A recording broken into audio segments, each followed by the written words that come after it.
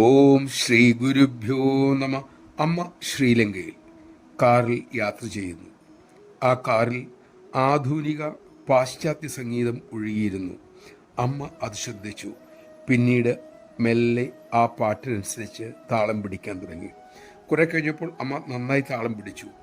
കൂടെയുള്ള സന്യാസിനി അമ്മയ്ക്ക് കൗതുകമായി. അമ്മ പാശ്ചാത്യ സംഗീതത്തിന് താളം പിടിക്കുന്നു. ഭജന പാടി രസിക്കുന്ന അമ്മയല്ലേ അവർ കണ്ടിട്ടുള്ളൂ. ആ കൗതുകം പിന്നീട് ചെറിയ ചിരിയായി.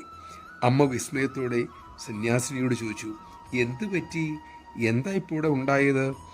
അവർ വിനയത്തോടെ ചിരി അടക്കിക്കൊണ്ട് പറഞ്ഞു, അമ്മയ്ക്ക് ഡിസ്കോ സംഗീതം ഇഷ്ടപ്പെടുമെന്ന് കരുതിയില്ല.